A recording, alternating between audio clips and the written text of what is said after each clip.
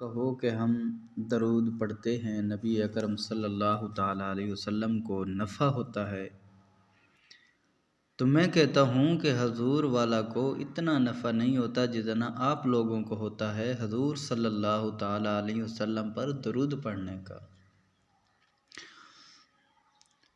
اللہ رب العالمین کا حکم ہے یا ایھا الذین آمنوا صلوا علیہ وسلموا تسلیما۔ اگر آپ اپنے نوکر سے کہیں کہ یہ 1000 روپے ہیں، ہمیں کہو کہ ہم اپنے بیٹے کو دے دیں، تو اس نوکر کو مقبول بنانے کو، اس کی عزت بڑھانے کو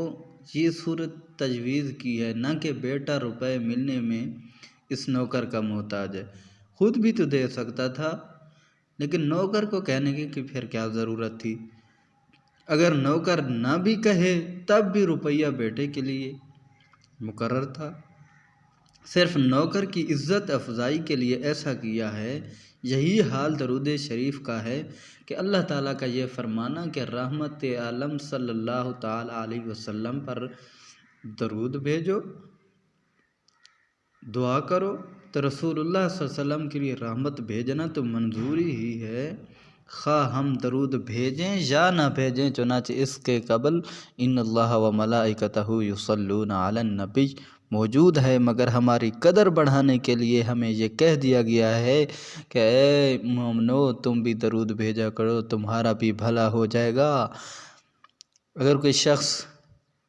کیا منہ لے کر کہہ سکتا ہے کہ ہمارے محتاج ہیں آپ صلی اللہ تعالیٰ علیہ وسلم؟ نہیں،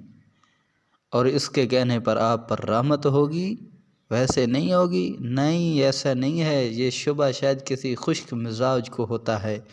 اس لیے رفع کر دیا گیا کہ حضور اکرم صلی اللہ تعالیٰ علیہ وسلم کے ساتھ جو معاملہ اللہ تعالیٰ کا ہے وہ ہماری درخواست پر موقوف نہیں۔ اس کی ایک دلیل یہ بھی ہے کہ علماء نے لکھا ہے اور عبادات بعض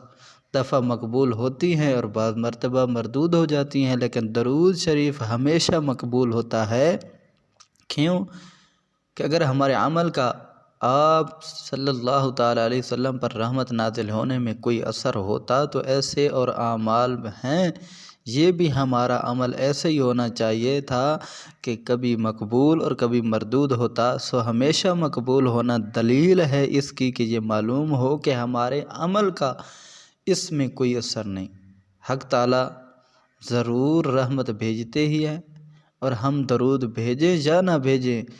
اس لیے درود پاک کی کبھی غیر مقبول نہیں ہوتا۔ بس خدا کو رحمت بھیجنا ہی ہے، ہم کو جو حکم دیا تو ہم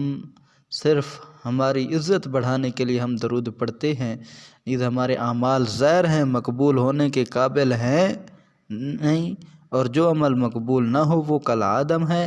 پھر ہمارا درود پڑھنا کالعدم ہوا۔ مگر پھر بھی آپ پر رحمت ہوتی ہے۔ کوئی شخص یہ احسان نہ سمجھے کہ میں درود بھیجتا ہوں تبھی رحمت ہوتی ہے، میں درود نہیں بھیجوں گا پھر رحمت نہیں ہوگی، ایسا نہیں ہے۔ اگر ہم آفتاب کے سامنے ہو گئے تو آفتاب نے ہم کو منور کر دیا، آفتاب ہمارا محتاج شعاع میں نہیں۔ بس علماء کے قول سے بھی اس کی تائید کی گئی کہ حضور اکرم صلی اللہ تعالیٰ علیہ وسلم کسی کے نفع کے محتاج نہیں۔ البتہ اس مقام پر ایک اور شبہ ہو سکتا ہے، وہ یہ ہے کہ حضور اکرم صلی اللہ تعالیٰ علیہ وسلم نے ہم کو دین کی تعلیم دی ہے، ہمارے عمل کرنے سے آپ کو بھی ثواب پہنچتا ہے، تو اگر ہم عمل نہ کریں تو حضور کو یہ ثواب کیسے ملے گا؟ پھر ہمارے عمل کو اس میں دخل ہوا۔ جواب اس کا یہ ہے کہ حضور اکرم صلی اللہ علیہ وسلم نے جب اس نیت سے تعلیم فرمائی تو آپ صلی اللہ علیہ وسلم پر ہر حال میں ماجور تو ہو گئے،